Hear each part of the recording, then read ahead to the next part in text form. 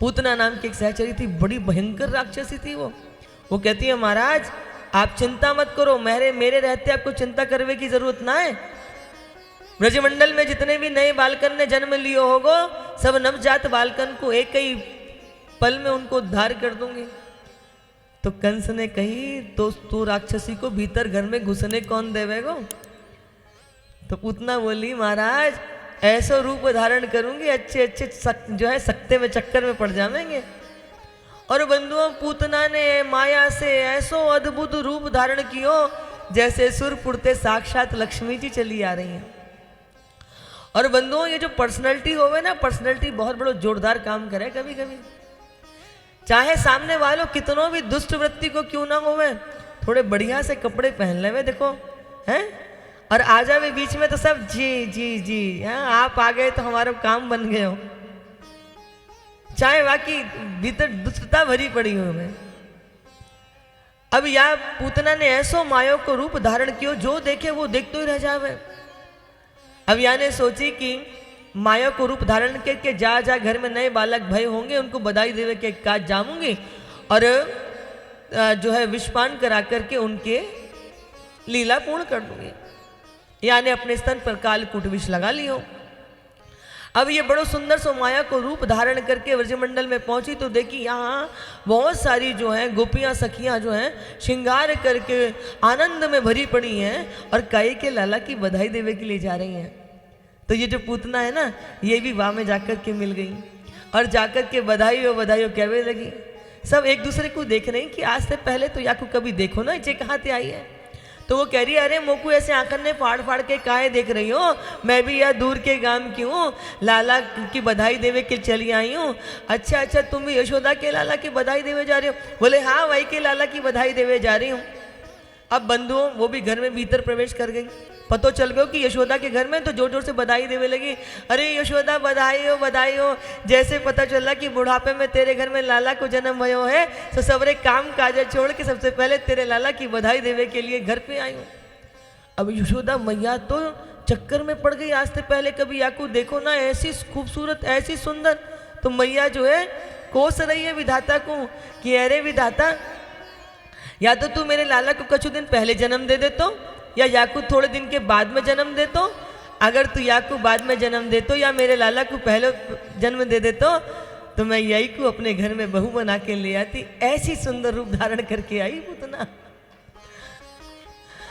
और वह पूतना के रूप को देख करके मैया ऐसी मंत्र मुग्ध हुआ पे।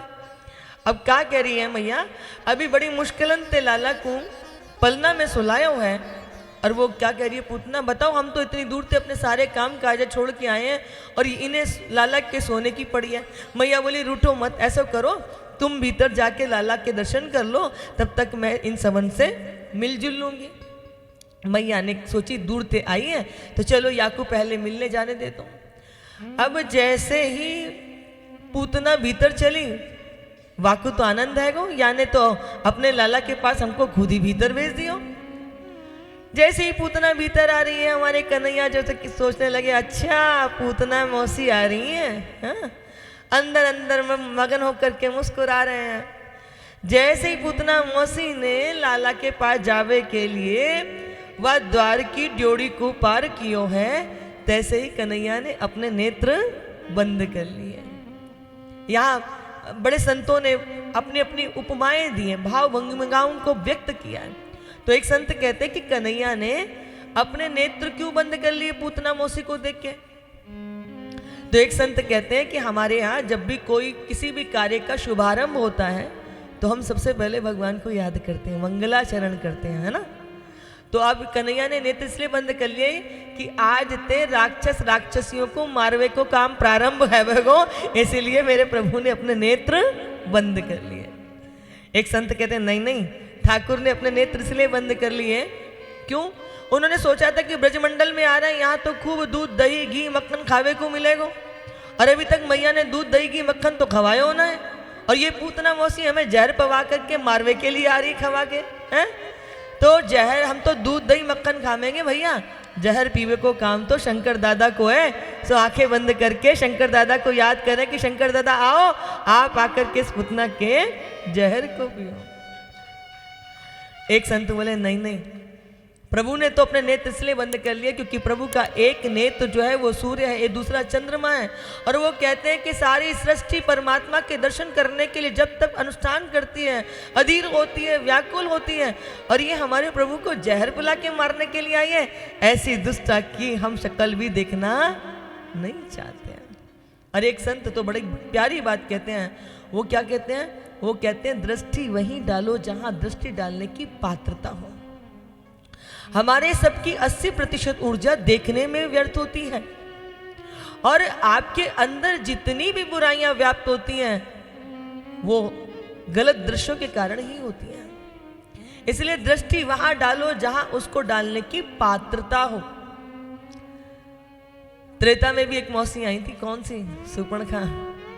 जब आई थी ना तो प्रभु राम को प्रणय निवेदन किया था कि मुझसे विवाह कर लो। तो प्रभु ने कहा कि मैं तो विवाहित हूं, मेरे पास तो मेरी पत्नी है, सीते हैं, आप लखनलाल को निमंत्रण दो। लखनलाल उनको उधर भेज देते। राम जी पूतना से, वो सुपर्णखा से बात करते थे, लेकिन सुपर्णखा के ऊपर दृष्टि नहीं डाली, उत्तर सुपर्णखा को देते थे, परंतु दृष्टि तो जानकी पर ही थी। अभिप्राय कहने का कि जहां पात्रता हो दृष्टि वहीं जानी चाहिए। और वैसे भी माताओं बंधुओं, हमारे कन्हैया कौन है? हमारे कन्हैया है मायापति, और ये कौन है? मायावती। माया को रूप धारण करके आई है, तो मायापति के सम्मुख या मायावती की कछु चलेगी क्या? और प्रभु की दृष्टि पड़ जाएंगे तो ये तो असली रूप में आ जाएगी। कन्हैया के ऊपर जो मृत्यु को सायो मर रहा है वो तो दूर है जावेगो, परंतु ब्रजमंडल के और बालकन पर आफत आवाज आवेगी।